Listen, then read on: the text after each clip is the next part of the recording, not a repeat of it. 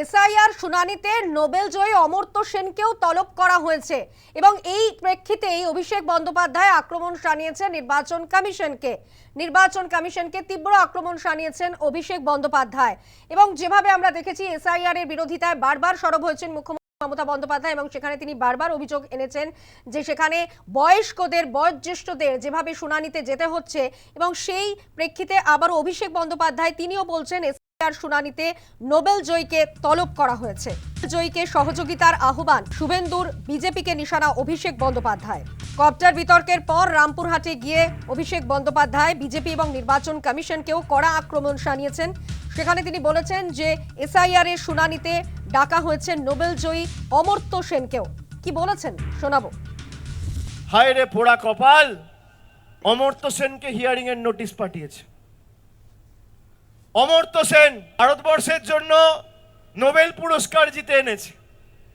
দেশের নাম যে বিশ্বসভায় বিশ্ববন্দিত করেছে,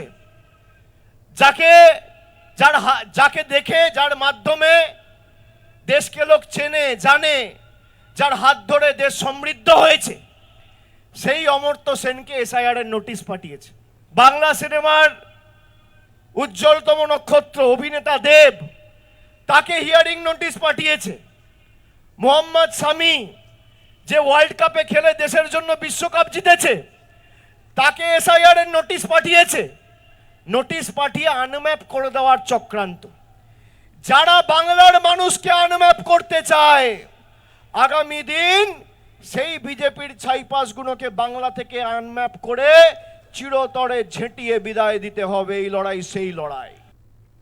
অন্যদিকে বিরোধী দলনেতা শুভেন্দু অধিকারী তিনি বলেছেন হয়তো বানানের ভুল আছে, সহযোগিতার করা উচিত। নোবেল জয়ীকে সহযোগিতার আহ্বান বিরোধী দলনেতা শুভেন্দু অধিকারীর। আমি বলতে পারবো না, টক টু সিও অফিস। নিশ্চয়ই নামের বানান ভুল আছে, নয় স্পেলিং মিস্টেক আছে, কিছু তো একটা কারণ আছে, এমনি তো ডাকেনি। সহযোগিতা করা উচিত। 85 বছরের উপর যারা সিটিজেনশিপ তাদের ছাড় দিয়েছে, তার মধ্যেও যারা বলছেন, যেমন মাননীয় প্রাক্তন মন্ত্রী কান্তি গাঙ্গুলি বাড়িতে হিয়ারিং করলেন, ডেকে পাঠান।